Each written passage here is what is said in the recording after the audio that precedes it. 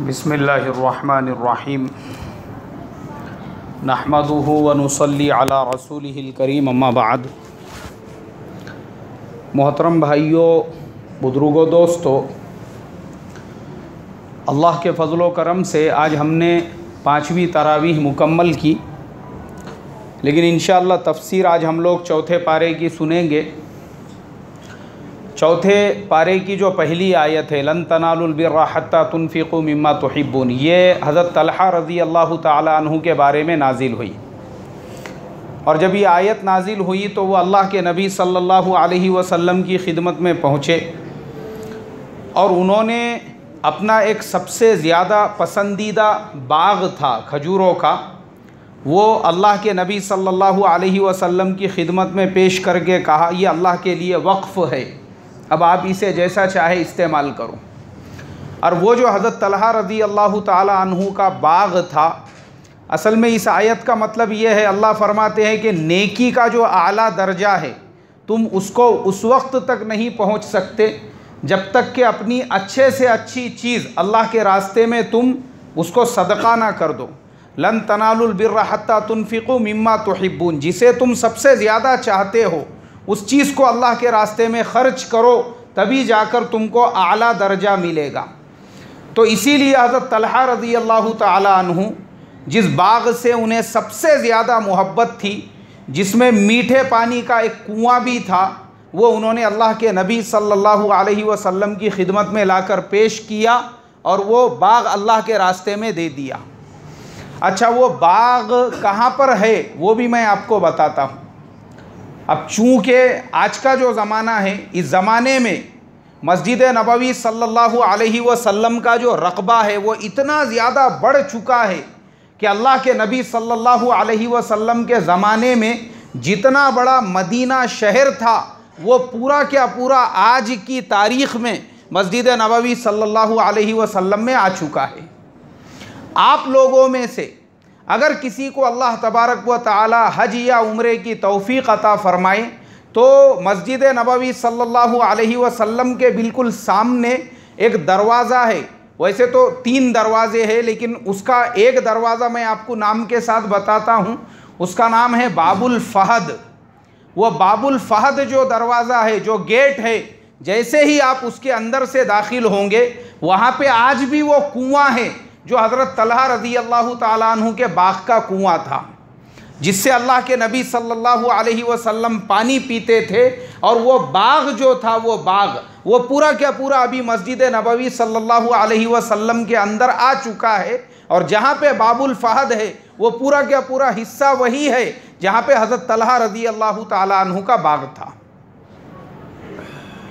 कुआं अभी भी है, हालांकि मस्जिद का पूरा छत है, वहाँ पे चटाई बिछी हुई है, लेकिन आप ऐसा पैर से थोड़ा सा रगड़ के देखेंगे तो आपको पता चलेगा उस कुएं के पानी का आज भी इस्तेमाल होता है। तो ये बरकत है ये इखलास की, कि इखलास के साथ वो बाग़ अल्लाह के रास्ते में दे दिया था। 1450 साल के बाद भी उनके बाग़ को अल्लाह ने मस्जिद का हिस्सा बनने के लिए कबूल किया। और वो मस्जिद जिसमें एक नमाज पढ़ने पर 50,000 नमाजें पढ़ने का सवाब है। देखो इखलास की बरकत। और वो कुआं 1450 साल गुजर गए। अब हमारे ज़माने में आप अगर देखेंगे गाँवों में, खेड़ों में, देहातों में बहुत सारे पुराने ज़माने के कुएं ऐसे हैं, लोगों ने उसको कचरों से भर दिए, उनका नामो निशान ख़त्म हो गया। लेकिन ये इखलास की बरकत खुलूस के साथ अल्लाह के रास्ते में दिया था, अल्लाह ने आज भी उस कुएं को बाकी रखा कि 1450 साल के बाद भी लोग उस कुएं का पानी पी रहे हैं। और वो भी कहाँ से? कुआं किसके अंदर आ गया? अभी फ़िलहाल मस्जिद के अंदर आ गया, मस्जिद का हिस्सा बन गया, लेकिन फिर भी वो कुआं अल्लाह के मखलूक को फ़ायदा पहुँचा रहा है। तो ये बरकत होती है मोहतरम बुज़ुर्गों, दोस्तों, इखलास की। काई की बरकत होती है भाई? इखलास की। छोटे से छोटा अमल क्यों ना हो, लेकिन वो काय के साथ होना चाहिए? इखलास के साथ, अल्लाह के रज़ा और खुशनुदी के वास्ते। अब इसके आगे हम बढ़ते हैं।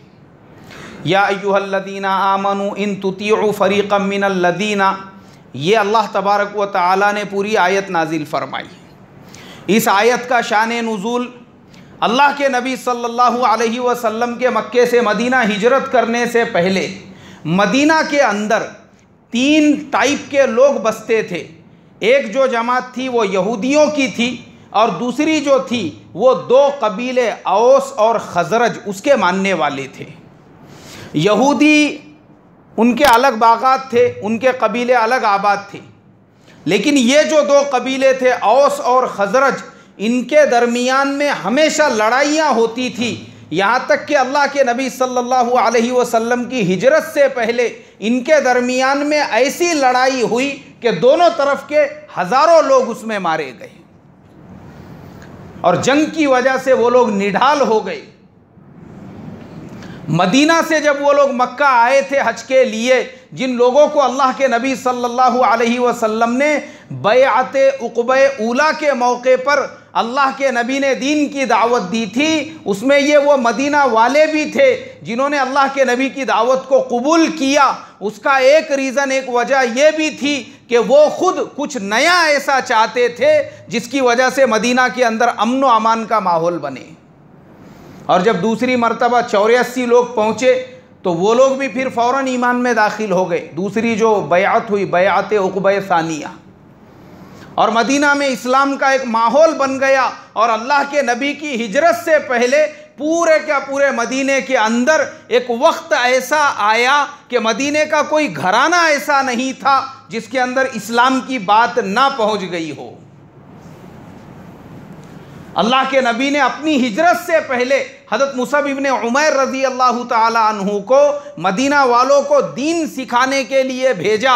और जब हज़रत मुसअब इब्न उमैर मदीना पहुँचे, उन्होंने मदीना वालों को इस्लाम और ईमान ऐसे सिखाया कि पूरा मदीना 100% मुसलमान हो गया।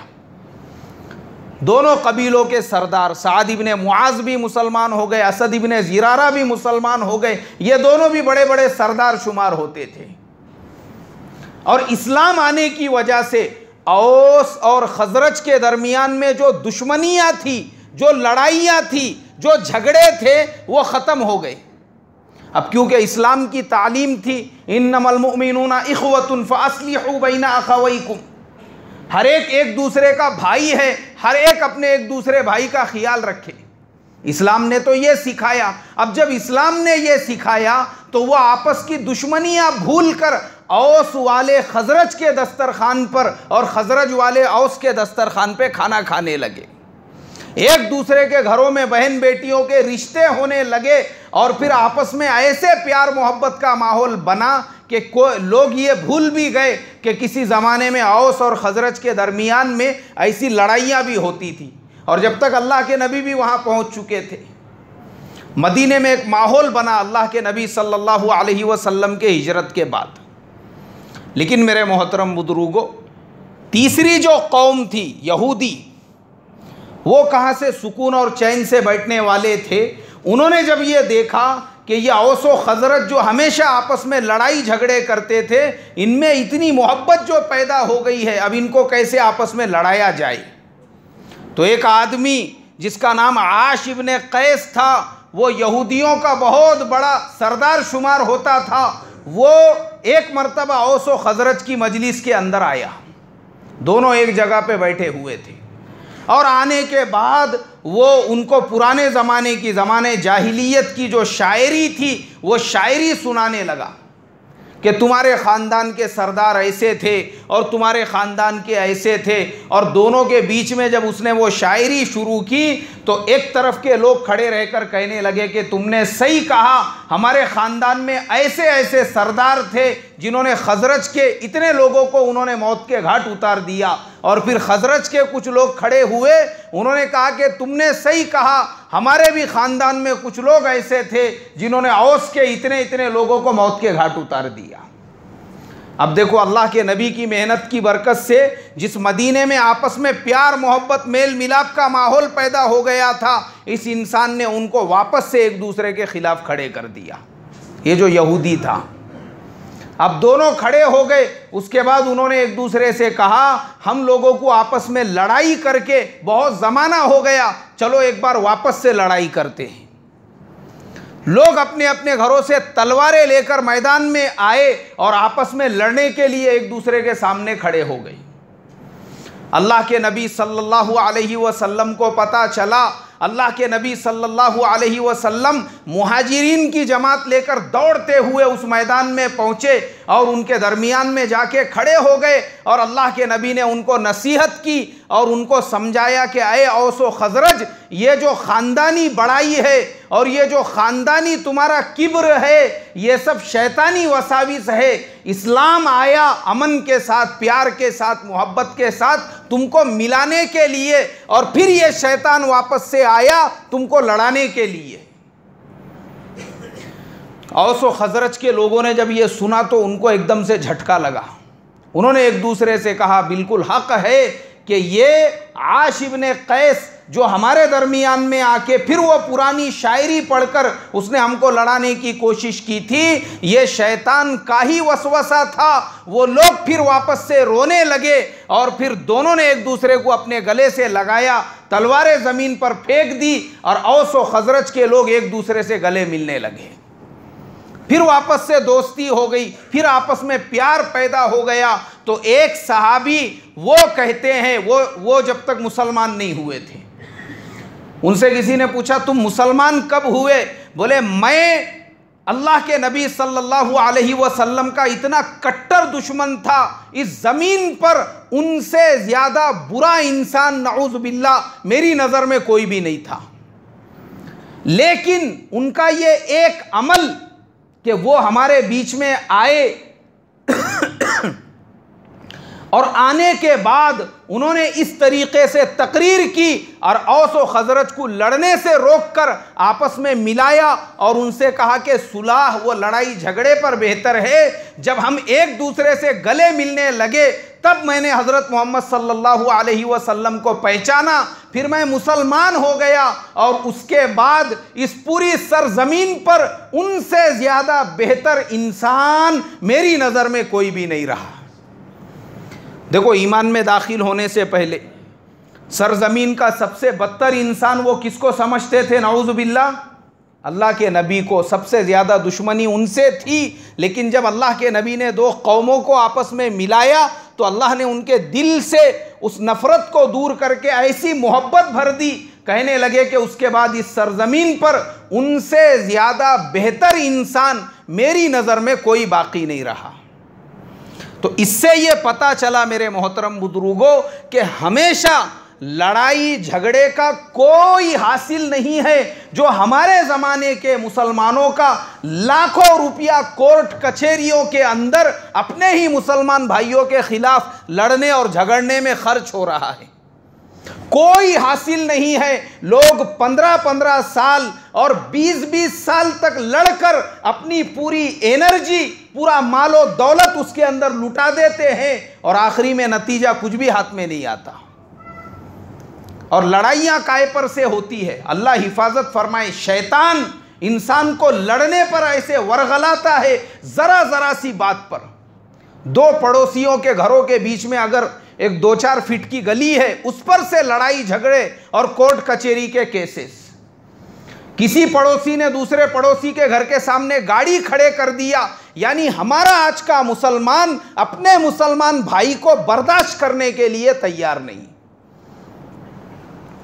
किसी पड़ोसी ने घर के सामने पानी फेंक दिया, जरा जरा सी बात पर आज का मुसलमान लड़कर अपने हजारों रुपये, और कोर्ट कचहरी में जो बैठे हुए हैं वो आश इब्ने कैस के जैसे जो आपको लड़ाने वाले, वो बैठे ही इसलिए है, वो आपको हौसला दिलाने के लिए, मैं आपको कामयाबी दिलाऊंगा, मैं उनको हरा दूंगा, मैं ऐसा कर दूंगा, यानी उसको एनर्जी देने के वास्ते में। और मैं आपको एक वाक़या बताता हूँ, उसके बाद फिर हम आगे बढ़ते हैं। किताबों के अंदर ये वाक़या लिखा हुआ है। एक साहब का इंतकाल हो गया, उनके सिर्फ 2 बेटे थे। बेटों के दरमियान में खेती की तकसीम हो गई और खेत जो दोनों भाइयों के बीच में तकसीम हो गया, एक आम का दरख्त था, वो दोनों के खेतों के बीच में आता था। और बड़ा जो भाई था उसके हिस्से में वो आम का दरख्त आया और वो भाई उससे फ़ायदा उठाता था, छोटे भाई के भी बच्चे उसमें से आम वगैरह ले जाते थे, लेकिन वो आम का दरख्त जो है वो बड़े भाई के हिस्से में था। अब छोटे भाई की जो बीवी थी उसने उसको लड़ाई झगड़े पर उकसाई। उसने कहा कि जब खेतों का बंटवारा बराबर हुआ है तो वो झाड़ का बंटवारा भी बराबर होना चाहिए था। झाड़ का बंटवारा बराबर नहीं हुआ, इसका मतलब ये है कि तुम्हारे साथ जुल्म हुआ, झाड़ तुम्हारे हिस्से में भी आना चाहिए था, वो आम का दरख्त। छोटे भाई ने कहा कि कोई मसला नहीं है, अगर बड़े भाई के भी खेत में है, फल तो हम लोग भी खा रहे हैं, फ़ायदा हासिल कर रहे हैं। लेकिन मेरे मोहतरम बुजुर्गों, हमारे ज़माने में कोर्ट कचहरी और लड़ाई झगड़े की आज अगर 60 और 70% कोई वजह है तो घर की औरतें हैं। ये जितने मुआमलात बिगड़ रहे हैं ये घरों की औरतों की वजह से। लड़ाने के, झगड़ाने के, मर्द बेचारा थक हार के दुनिया भर का पूरा दिमाग पे टेंशन लेके घर पे आ रहा है, और औरत जो है वो पूरी किताब लेके बैठी हुई है। ये आतेज बोले इसको घरानों की किताब सुनाने का, तुम्हारी बहन ने ऐसा करी, तुम्हारी माँ ने वैसा करी, बाजू वाली ने ऐसा करी, तुम्हारी भावज ने वैसा करी, तुम्हारे इसने ऐसा की, उसने वैसा की, इसका फ़ोन आया था तो वैसा हो गया, उसका वैसा। और ये बेचारा पूरे दुनिया का बोझ लेके घर पे ये नीयत से पहुंचा कि घर को जाके थोड़ा सा आराम करूंगा बोल के। आज हमारे ज़माने में लड़ाई झगड़े की तो वो छोटे भाई ने जब कहा तो फ़ौरन उसकी बीवी कहने लगी कि तुम्हारे लिए मैं ज़्यादा अहमियत रखती हूँ क्या तुम्हारा भाई ज़्यादा अहमियत रखता? तुमको पका पका के कौन खिलाता? भाई खिलाता क्या मैं खिलाती? तुम्हारे कपड़े कौन धोता? भाई की औरत धोती क्या मैं धोती? तो फिर तुम मेरे ऊपर भाई को तरजीह दे रहे। यानी तुम्हारा बोलना यह है कि भाई के खेत में अगर झाड़ आ गया इसका मतलब भाई सही है, मैं गलत हो गई, तुमको मशवरा देने वाली। तो भाई ने उसने कहा अपने बीवी से, अरे उसमें गलत की क्या बात है? बोले गलत की बात है उसमें, तुम कल क्या कल कोर्ट में केस दाखिल करो भाई के खिलाफ कि वो जो आम का झाड़ था हमको भी बराबर हिस्सा मिलना चाहिए, इसलिए कि वो भाई का थोड़ी पूरा क्या पूरा झाड़ है। बोले अब ये भाई ने उसको ये जो छोटा भाई था उसने अपनी बीवी को समझाया कि इतनी छोटी सी बात कोर्ट कचहरी में जाने जैसी नहीं है।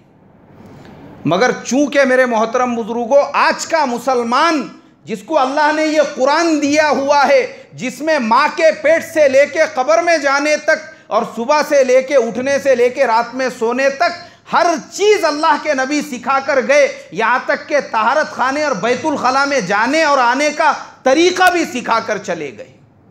हमारे मौलाना यूनुस साहब रहमतुल्लाह अलैहि फरमाते थे कि हमारे नबी सल्लल्लाहु अलैहि वसल्लम ने हमको इतना सिखाया, एक बाप भी अपनी औलाद को नहीं सिखाता होगा।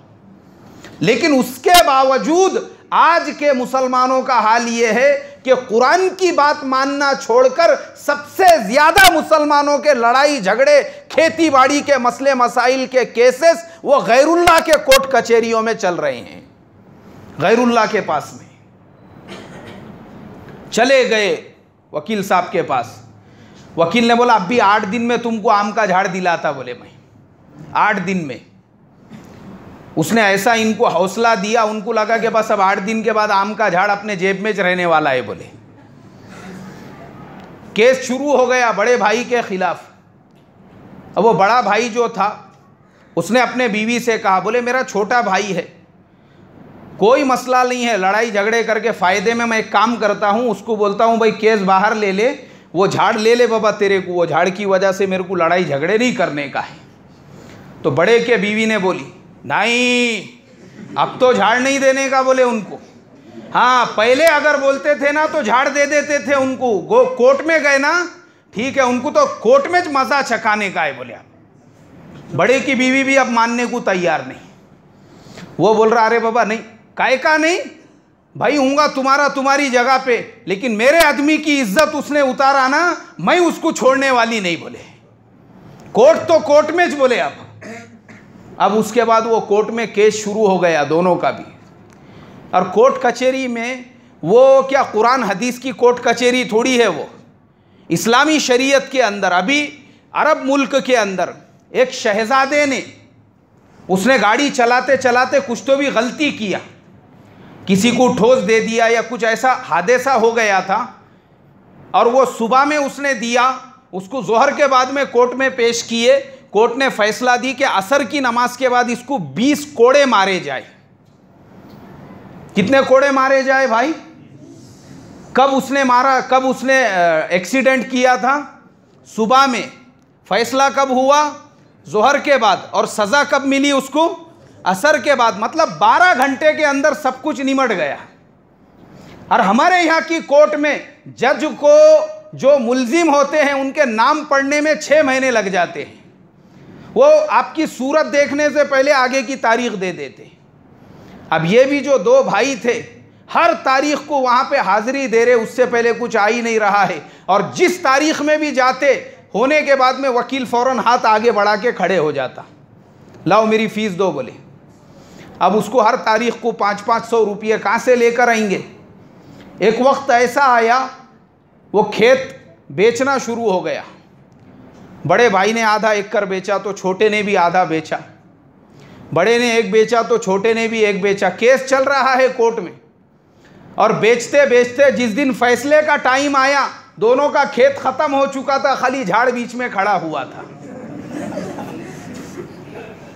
पूरा खेत वकील के जेब में चले गया, अब खाली झाड़ खड़ा हुआ था। जज ने बोला एक काम करो, आरा लो और काटो बोले वो झाड़ को, और लकड़ियां गिन के बराबर ले लो आपस में। इसका फैसला ये छे, झाड़ को काट डालो बोले, और बराबर लकड़ियां गिनो उसके, दोनों के हिस्से में कितने कितने कुंटल आते और वो हिसाब से ले लो बोले, तुम्हारे यही फैसला है तुम्हारा। ये मेरे मोहतरम बुजुर्गों, मैं आपको हकीकत बता रहा हूँ। जैसे सहाबा के ज़माने में औस व खजरज को लड़ाने के लिए यहूदियों ने आपस में आग लगाई थी और उनको आपस में भड़काया था, आज हमारे ज़माने में भी ऐसा ही है। लेकिन जब अल्लाह के नबी उनके दरमियान में गए, उनको समझाया, वो समझ गए, तो समझने की वजह से आपस का खून खराबा रुक गया। ऐसे ही अगर आज का हमारा मुसलमान थोड़ा सा सब्र का घूंट पी ले। काय का घूंट भाई? सब्र का घूंट। थोड़ा सा पीछे हट जाए। हाँ, आगे बढ़ना ये कमाल नहीं है, कमाल पीछे हटना है। कमाल क्या करना है भाई? पीछे हटना है। जो पीछे हट गया वो कामयाब हो गया। इसलिए ये आना जरूरी है, आगे बढ़ना जरूरी नहीं है, पीछे हटना आना चाहिए। इसके बाद आगे की आयत, वइद गदौत मिन अहलिका तुबव्विउल मुमिनून मकाइद लिल क़िताल, उसके बाद से लेके वमा मुहम्मदुन इल्ला रसूल क़द खलत मिन क़ब्लिहि रुसुल, ये पूरे वाक़ियात ग़ज़वे उहद के हैं। अल्लाह के प्यारे नबी सल्लल्लाहु अलैहि वसल्लम के सामने के 4 दांत वो ग़ज़वे उहद के अंदर शहीद हो गए थे। तो अल्लाह के प्यारे हबीब सल्लल्लाहु अलैहि वसल्लम की ज़ुबान से, क्योंकि वो भी इंसान थे, वो भी कौन थे भाई? अल्लाह के नबी की ज़ुबान से निकल गया, अये अल्लाह, ये कौम जिसने अपने नबी के दांत शहीद किए और नबी के ऊपर इस तरीके का हमला किया, तू इनको बर्बाद कर दे बोलकर। और फिर फरमाया कि ये कौम कैसे पनप सकती है। अल्लाह को नागवार गुजरा और कुरान में आयत नाजिल की कि आप नबी हो, अपनी कौम के लिए बद्दुआ मत करो, या अपनी कौम के लिए ऐसा मत कहो। अल्लाह के नबी सल्लल्लाहु अलैहि वसल्लम ने फिर फ़ौरन जैसे ही आप खड़े हो गए, उसके बाद आपने फिर सबको दरगुजर कर दिया। हज़रत खालिद इब्ने वलीद वो लश्कर लेके, ये सब बड़े पहाड़ पे थे, उसके ऊपर चढ़ने की कोशिश करने लगे। अल्लाह के नबी ने दुआ की, तब अल्लाह ने अपने नबी सल्लल्लाहु अलैहि वसल्लम की दुआ को कबूल फरमाया। और जब अल्लाह के नबी के दांत शहीद हो गए और आप गड्ढे में गिर गए, उसके बाद सहाबा के बीच में खबर मशहूर हो गई कि अल्लाह के नबी सल्लल्लाहु अलैहि वसल्लम का तो इंतकाल हो गया, नऊज़ बिल्लाह। और जैसे ही ये खबर मशहूर हो गई, सहाबा के हौसले पस्त हो गए। लेकिन अल्लाह के नबी का जोश देखिए, जज्बा देखिए, दांत शहीद होने के बावजूद अल्लाह के नबी सल्लल्लाहु अलैहि वसल्लम फौरन खड़े हुए, आपने आवाज़ लगाई लोगों से और कहा कि लोगों, मैं इधर हूँ, अनन नबिय्यु ला कज़िब अना इब्नु अब्दुल मुत्तलिब बोलकर, मैं अल्लाह का नबी यहाँ हूँ, यहाँ सहाबा ने जब अल्लाह के नबी की आवाज़ को सुना और अल्लाह के नबी को देखा, उसके बाद फिर सहाबा की जान में जान आई और कुरान में आयत नाजिल की, वमा मुहम्मदुन इल्ला रसूल। अब तुम्हारे बीच में ज़रा सी खबर मशहूर हो गई कि अल्लाह के नबी शहीद हो गए, तो तुम तो आपस में परेशान हो गए। अगर मान लो अल्लाह के नबी का हकीकत में भी इंतकाल हो जाए, विसाल हो जाए, तो फिर क्या करोगे? अरे मोहम्मद सल्लल्लाहु अलैहि वसल्लम भी तो एक इंसान है और अल्लाह के रसूल है। कद खलत मिन क़ब्लिहि रुसुल, जैसे उनसे पहले नबी भेजे गए थे, वो भी एक नबी है और एक रसूल है।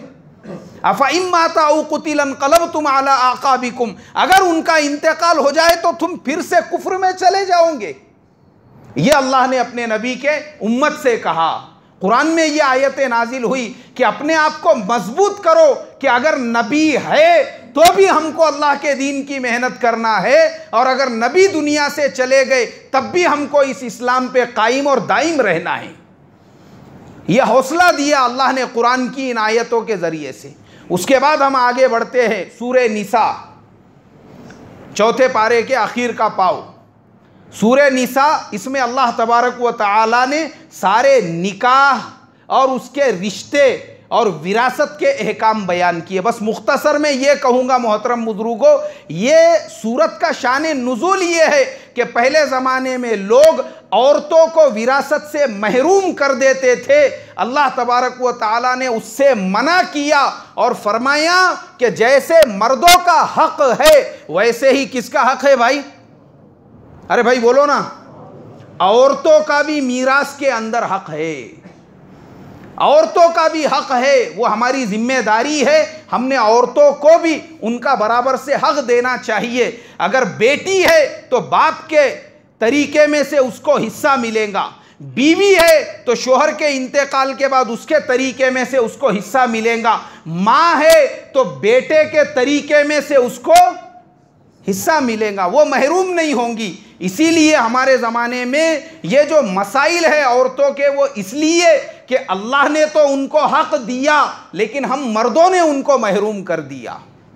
इसलिए मेरे मोहतरम बुजुर्गों, अल्लाह ने जो उनको हक़ दिया था, हम अपने घर में इंतकाल होने के बाद किसी का या मय्यत हो गई, जब मीरास की तकसीम के लिए बैठे, किसी मुफ्ती साहब से, किसी आलिम साहब से ये मसला ज़रूर दरियाफ्त करे कि हमारे वालिद ने इतना माल छोड़ा है, इतनी बहनें हैं, इतने भाई हैं, हमारे बहनों का क्या हक़ बनता है, भाइयों का क्या हक़ बनता है, और जिसका जो हक़ बनता है हम पूरी ईमानदारी के साथ में उसको अदा करने की जब फ़िक्र करेंगे, कोशिश करेंगे, हमारे समाज में मसावात पैदा होंगे।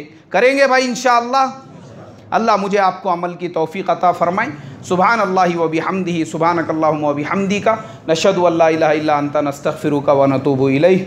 सुभान रब्बिका रब्बिल इज़्ज़ति अम्मा यसिफ़ून व सलामुन अलल मुरसलीन वल्हम्दुलिल्लाहि।